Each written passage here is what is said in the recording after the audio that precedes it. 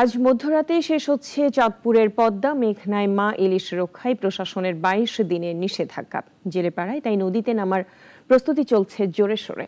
জেলা টাস্ক ফোর্সের সংশ্লিষ্টরা বলছেন এবারের অভিযান সফল হয়েছে। অমরেশ দত্তজয়ের রিপোর্ট, জানাচ্ছেন ইশরাত জাহান।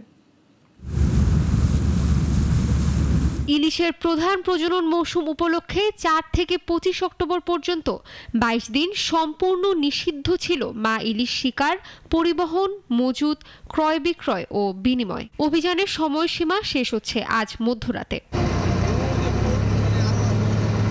অভিযানের দিনগুলোতে মা ইলিশ সংরক্ষণ সফলভাবে বাস্তবায়নে জেলা প্রশাসন, মৎস্য অধিদপ্তর, নৌপুলিশ, কোস্টগার্ড, নৌবাহিনী এবং স্থানীয় প্রশাসন সমন্বিতভাবে কাজ করেছে।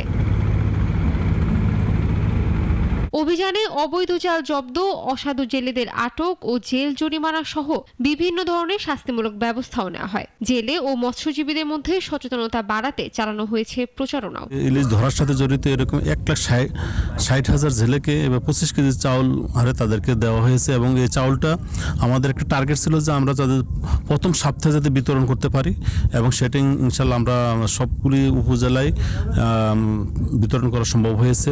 জেলেদেরকে বোঝানো হয়েছিল যে এই ইলিশটা তোমাদেরই সম্পদ, তোমরা এই ইলিশটা যদি রক্ষা করো তোমরাই উপকৃত হবে।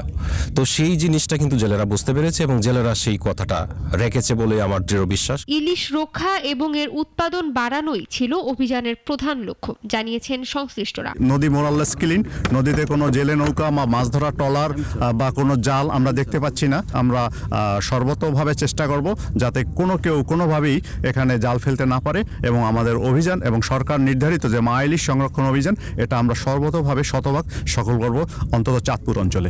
এদিকে টানা 22 দিনের নিষেধাজ্ঞার পর নদীতে নামার খবরে জেলে পাড়াতে বেড়েছে ব্যস্ততা। চলছে শেষ সময়ের প্রস্তুতি।